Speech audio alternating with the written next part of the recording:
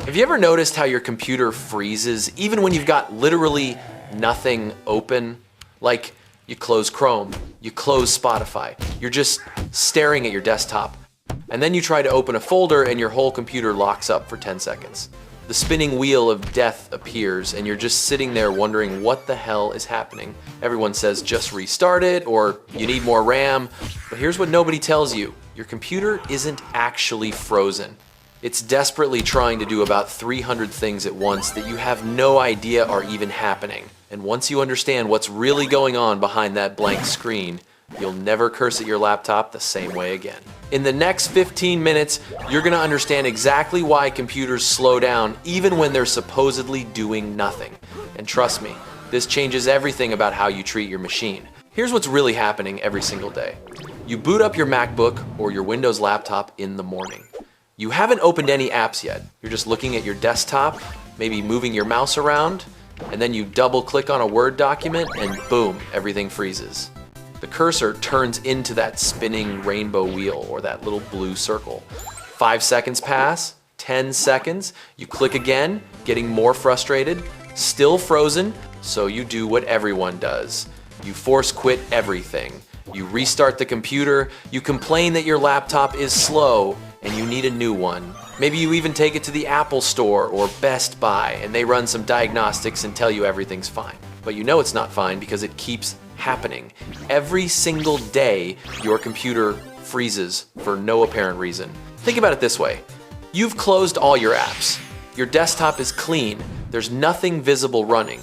So what the hell is your computer even doing? Why is it using so much processing power that it can't handle opening a simple folder? Everyone tells you computers are fast now, faster than ever. 16 gigabytes of RAM, solid state drives, fancy processors. But somehow your brand new laptop is slower than your old one was when you first got it. Here's what most people don't realize. Your computer is never doing nothing, ever. Even when you've closed every app you can see, there are dozens, sometimes hundreds of invisible programs running in the background fighting for your computer's attention. Windows calls them background processes. Mac calls them daemons. But whatever you call them, they're absolutely destroying your computer's performance, and you never even knew they existed. And this matters because you're working on a machine that's constantly lying to you about what it's doing. That progress bar that says copying files, lying about how long it'll take. That app you just closed, still running in the background. That clean desktop, hiding absolute chaos underneath. It's not just about having a slow computer. It's about understanding that your computer is a juggler, trying to keep 300 balls in the air while you're asking it to juggle one more, and everyone's acting like that's totally reasonable. So here's how computers actually work when they're doing nothing. And I'm gonna make this so clear that you'll understand why tech support always tells you to restart. Your computer has a brain called the CPU, the Central Processing Unit. This is the thing that actually does all the thinking and calculating. And here's the wild part. Your CPU can only actually do one thing at a time, just one. If you've got an 8-core processor, that means you've got 8 CPUs that can each do one thing at a time. So theoretically, your computer can handle 8 tasks simultaneously, but here's where it gets interesting.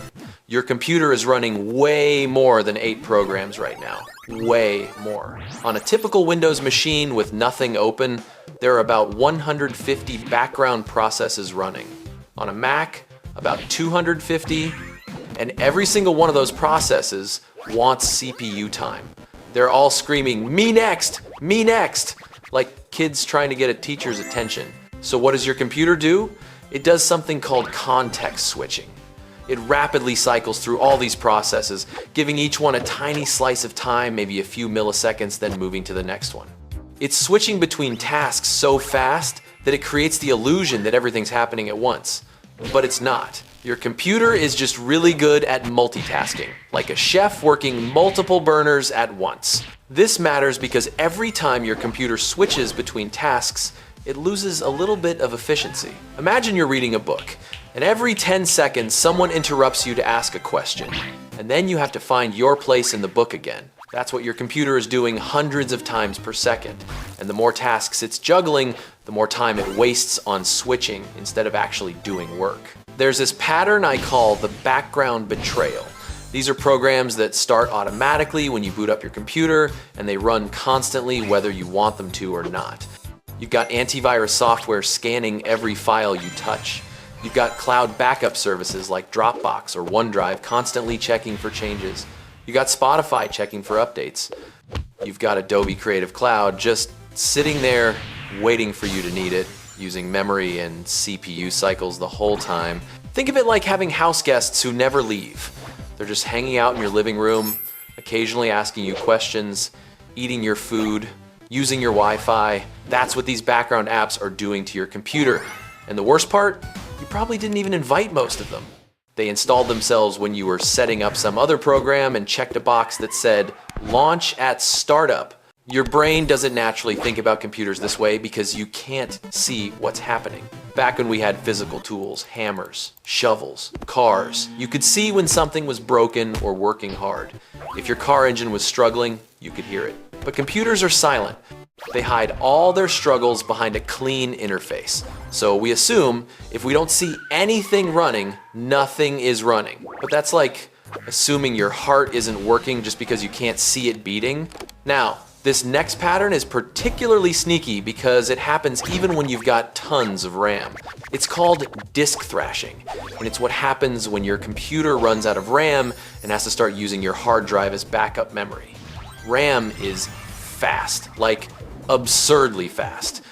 Your hard drive, even if it's a solid state drive, is way slower, maybe 100 times slower. When your computer runs out of RAM, it starts moving data back and forth between RAM and your hard drive. This process is called paging or swapping, and it absolutely murders your computer's performance. It's like if you were cooking and your kitchen was so small that you had to keep running to the garage to swap out ingredients.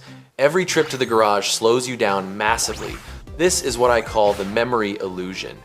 You look at your task manager and you see you're using 12 gigabytes out of your 16 gigabytes of RAM.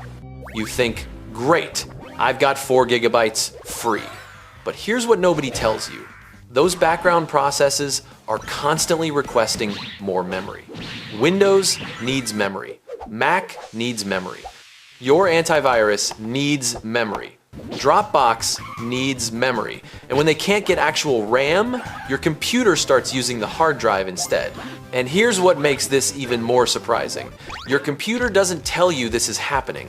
There's no pop-up that says, hey, I'm disk thrashing right now. That's why everything's slow. You just experience a frozen computer and have no idea why. The cursor spins, apps stop responding. You click and nothing happens. And all the while, your hard drive is frantically moving data back and forth, trying to keep up with demands it can't possibly meet. Think about Rachel. Rachel bought a new laptop last year. Nice one too. MacBook Air with 16 gigabytes of RAM. She's a graphic designer, so she needs something powerful. But lately, she's noticed her computer freezing all the time. She'll close Photoshop, close Illustrator, just have Safari open with a few tabs, and then she tries to open a new folder and everything locks up for 15 seconds. Rachel's confused because she's got nothing open. She checks Activity Monitor and sees her memory usage is only at 10 gigabytes. She's got 6 gigabytes free! So why is her computer acting like it's struggling? What Rachel doesn't realize is that macOS has this feature called memory compression. When RAM starts getting full, macOS compresses data to make it fit. This saves space, but it requires CPU power to compress and decompress constantly. Plus, Rachel never restarts her computer, ever. She just closes the lid when she's done working and opens it the next day. So all those apps she closed, they're still in memory, just suspended. Photoshop is still sitting there, taking up 3 gigabytes. Chrome has 18 tabs saved in memory. Spotify is paused but loaded. All of this is consuming RAM and CPU cycles, even though Rachel thinks she closed everything. Rachel eventually gets so frustrated that she takes her MacBook to the Apple Store. The Genius Bar runs diagnostics and tells her everything's fine. Hardware is good, no issues. They suggest she restarts more often, maybe closes some apps. Rachel leaves feeling like they didn't really help, and her computer still freezes constantly. Now compare that to David. David also has a MacBook with 16 gigabytes of RAM. He's a writer, so his needs are simpler, just Word, Safari, maybe Spotify.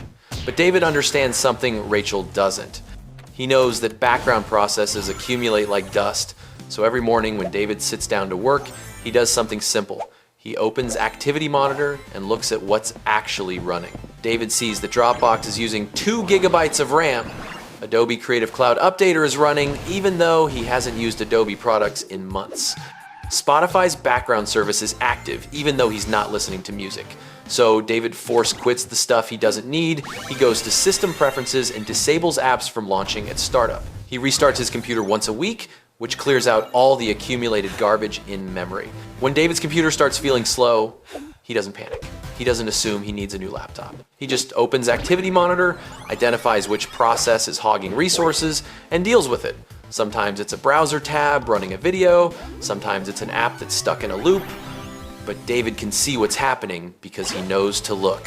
Notice how both of them have identical hardware and similar workloads, but only one of them has a computer that runs smoothly? Rachel treats her computer like a magic box that should just work. David treats it like a system with limited resources that need to be managed. When things slow down, Rachel blames the hardware. David investigates the software. Here's what most people don't realize about all of this. It's not actually about having the fastest computer or the most RAM. It's about understanding that your computer is constantly juggling invisible tasks. And when you ask it to do something visible, it has to squeeze that task in between everything else it's already doing. The people who have fast computers don't necessarily have better hardware.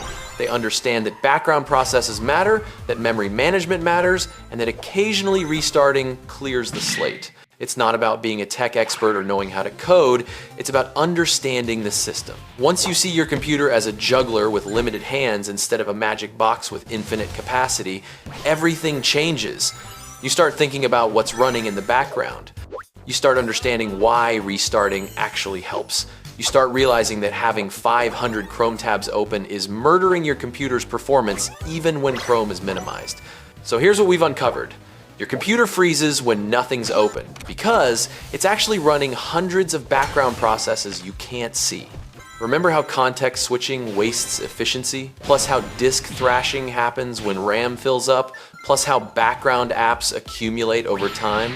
This all connects to the fact that your computer is never truly idle. It's always juggling more tasks than it can handle. The question isn't whether you need a newer, faster computer. The question is whether you'll recognize when your computer is drowning in background tasks. Because now you know that nothing's open is a lie your computer tells you. You can't unknow it. So next time your computer freezes when you're staring at a blank desktop, ask yourself, what's actually running that I can't see? Because once you see your computer as a juggler with limited hands instead of an infinite magic box, everything looks different. And that might be the most valuable thing you learn all week.